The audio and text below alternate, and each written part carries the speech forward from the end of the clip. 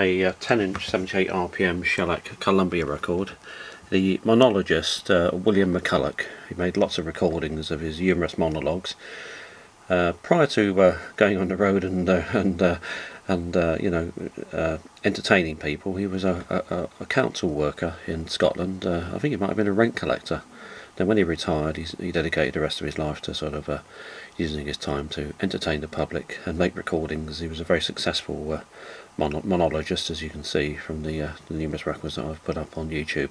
I don't think this one's up on YouTube at the present time, so here's my recording of it. The Pensioner, Part 1.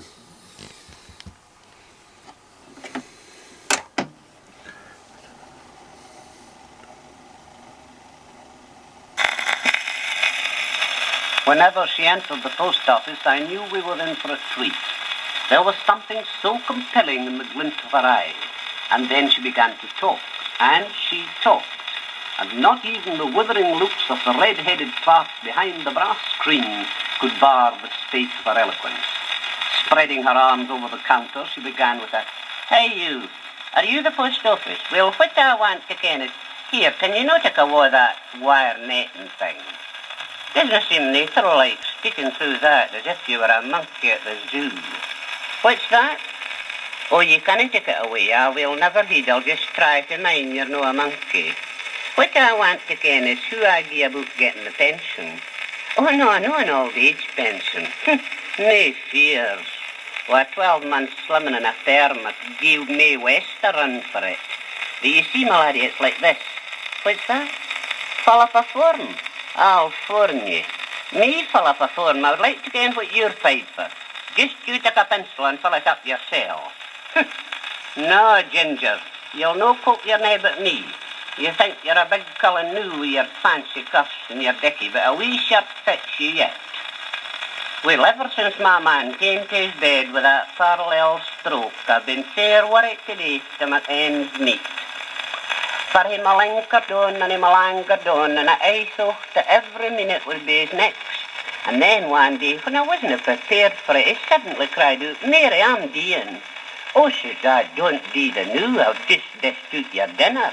But John was a throwing you, and he passed away without tasting a totty.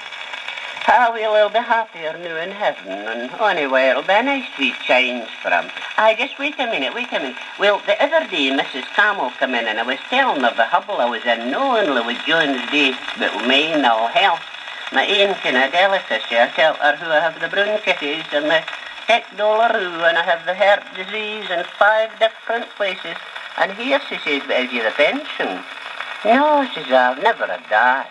"Who does it affect you? Who does it attack you?" "Attack you," she says, "it doesn't attack you, it gives you. It's not a disease, it's a gift." And then she explained who she got her pension when her old man died. He was a carter and one day was sent to the hospital with a load of gravel. So he says to the nurse at the door, "I'm the man with the gravel." "Oh, are you?" she says, "just come in." And then he went and he never come out again, for they operated on him, and that's who Mrs. Camel's a widow woman knew. But wait a minute here, can you not take away that bird caging? Well, she told me I was to come down to the post office and, beg pardon? Oh, I have to take home this form and fill it up. And what's that? What's my Auntie Kate got to do with?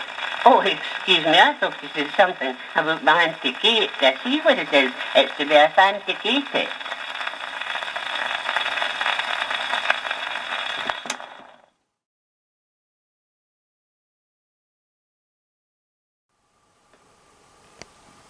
Right, the other side, final side of this Columbia 10-inch 78 RPM shellac record, The Pensioner, a humorous monologue by William McCulloch, Part 2.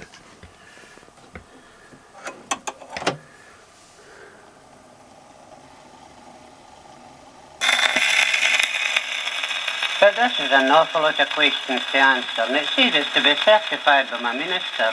But we've no minister the new. You see, the Reverend Mr. Twaddle got a call to one of the big churches in Glasgow. £900 a year and a free mansion garden, hot and cold, etc. And he had only £300 here and no hot and cold garden, etc. But I wasn't sure whether he should accept it. He's that anxious to do the right thing. So he asked the station clerk if he thought it was a call from above. A call, says the station clerk, £900 a year and a man's a call. I think it's a yell. But mind you, all the time Mr. Twaddle was praying for guidance, his wife was praying for a good day for the flitting. Well, he took the call, for you see, Mrs. Twaddle was keen on it, and every man, gentle or simple, is just to do what his wife tells him. Aye, man proposes, but his wife's chin knocks the bottom out of him and his proposals. I was real sorry when we lost Mr. Twaddle, for I liked him. He's such a comic. He's that kind of human, more like a man than a minister. On Free Gift Sunday, he said that some of his congregation gave according to their means, but most gave according to their meanness. When drunken Sanny White had the delirious tremens, Mr. Twaddle went in to see him, and all Sanny was bashing away at menagerie rats. Oh, minister, he cries, I'm dear this time. I'm seeing hundreds of big rats chasing me. There one's climbing up the wall, and there another one. Can you no help me? Oh, says Mr. Twaddle, it's no a minister you want. It's a folks terrier. And we haven't got a new minister yet, but we've had some on trial, and the last man we heard was the biggest trial of the lot. Nathan but one, just a Tim folk. And he had only one at the prayer meeting on Wednesday, John Arabella Primrose, they all made.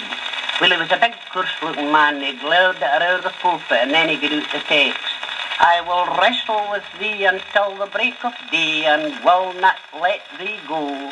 Oh, says Arabella, if I'd have kent you were a man of that sort, I wouldn't have come here at all.